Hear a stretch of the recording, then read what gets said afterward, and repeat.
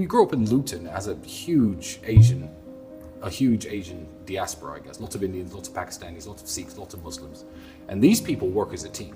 It's one of the reasons they outcompete British people, native British people, in almost every single metric. And we knew a guy named Bali. I hope Andrew hasn't told you this. Oh.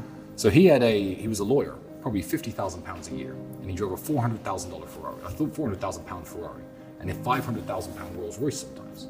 And we were saying, like, do you think Bali's a drug dealer? What do you think he's up to? Me and Andrew at the time, had quite a close brotherhood. And he looked at us one day. I said, Bali, how do you have all this money? How do you get these fancy cars when you're just a lawyer? And you're relatively young. He was like 26, 27, about 5 or 6 years older than I was at the time. And Bali's exact answer was, I remember he said, you white people are stupid.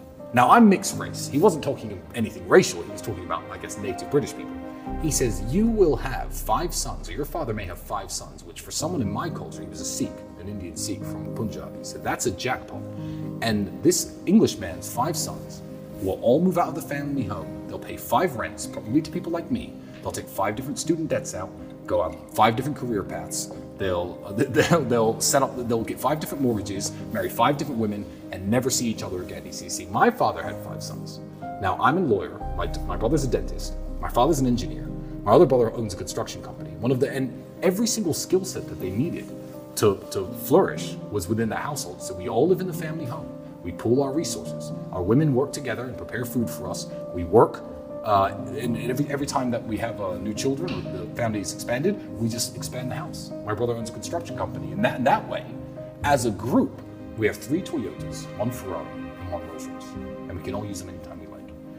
And that was what introduced me and Andrew, because we were flat broke at the time. We had nothing to share. To the idea of certainly, you know what, if we can buy a supercar together, one nice car, then we can just share that car. And now, thanks to his car addiction, we have, 40 plus, minus the 10 or 11 that have been temporarily seized by the Romanian government. But yeah, it introduced us, I guess, to the concept of pooling your resources and sharing. And you know what? He's 100% right. That is a lesson you can learn from the Indians, from the Pakistanis, because it's benefited us massively.